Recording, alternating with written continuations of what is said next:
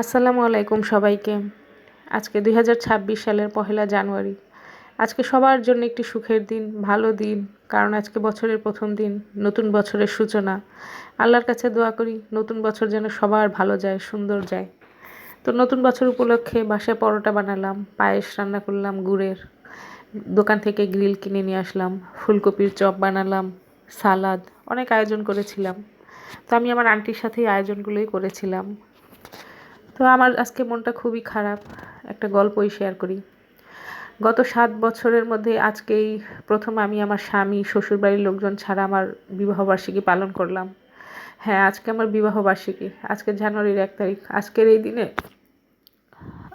আসলে সবাইকে আমার খুবই মনে পড়ে।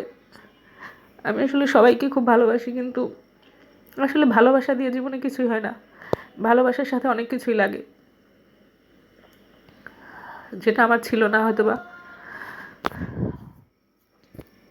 তো আব্বা, আম্মা, মা, আমি আপনাকে কখনো আম্মা বলে ডাকিনি, মা বলেই ডাকছি। তো জানি না আমার কথা আপনাদের মনে পড়ে কিনা। আপনাদের সবাইকে আমি খুব মিস করি। সবাই ভালো থাকবেন, সুস্থ থাকবেন, আর নিজেদের দিকে খেয়াল রাখবেন।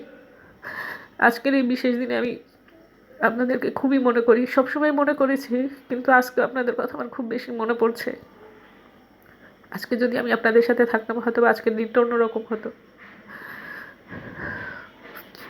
আমি চাই আমার স্বামী খুব ভালো থাক, অনেক বড় হোক। সবাই ভালো থাকবেন, সুস্থ থাকবেন, সবাইকে আমি মনে করি। আজকের দিনটা আমার জন্য খুবই খারাপ একটা দিন। আজকে আমার সারাটা দিন খুব খারাপ গেছে, সবার কথা খুব মনে পড়েছে, খুব মন খারাপ ছিল। এই যে এত আয়োজন, এত কিছু, কোনো কিছুই আমার ভালো লাগছে না। আমার শুধু আপনাদের কথা মনে পড়ছে। আসলে জীবনে ভালোবাসাটা দিয়ে কিছুই হয় না।